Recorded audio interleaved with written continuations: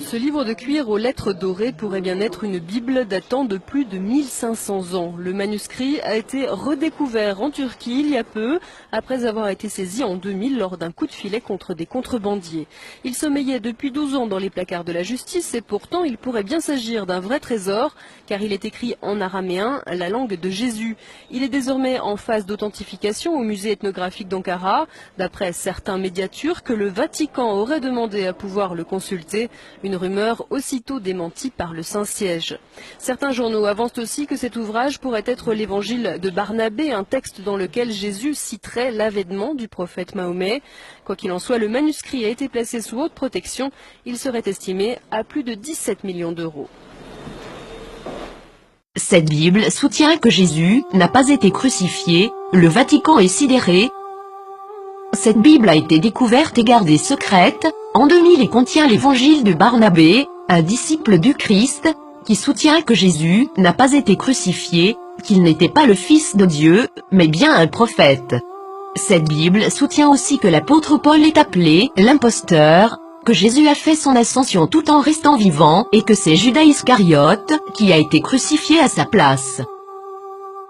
Authenticité selon les rapports, les experts et les autorités religieuses, à Téhéran, insistent sur le fait que le livre est un original.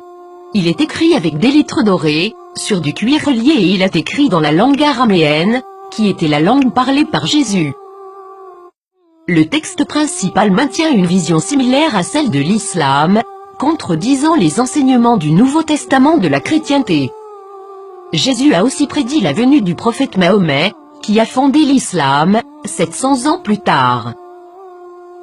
Plusieurs croient que, durant le concile de Nicée, l'Église catholique a choisi la forme qu'aurait la Bible, omettant l'évangile de Barnabé, parmi d'autres, et favorisant les 4 évangiles que nous connaissons aujourd'hui.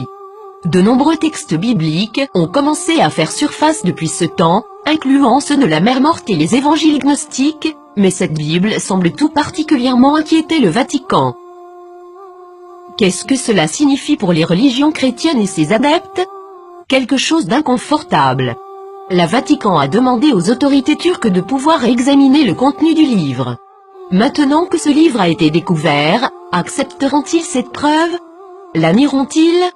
L'appelleront-ils un mensonge musulman, comme l'a fait le magazine Truth en 2000?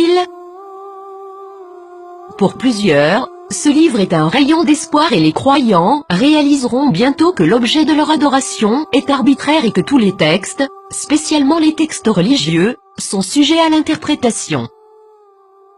Qu'est-ce que cela signifie pour les athées, les agnostiques, les penseurs séculiers? Ce texte est-il réel? Est-il contrefait? Est-ce important? Nous pouvons espérer que cette nouvelle inspirera les religions à se poser des questions, au lieu de pointer du doigt et de tout croire aveuglément. Ne commencez pas à clamer à tous, je te l'avais bien dit. Le plus grand danger de la foi se présente lorsque les gens croient ce qu'ils veulent croire, défendant cette croyance malgré toutes les preuves du contraire, spécialement si les preuves apportées révolutionnent les bases de cette croyance. Et le grand coupable, dans tout cela, est le piège de l'ego, rejeter, critiquer les autres parce qu'ils ne sont pas comme vous. Durant des siècles, la défense de la foi aveugle a mené les nations à la guerre, à la violence, à la discrimination, à l'esclavage et à une société d'automates, et tout cela a été justifié par des mensonges.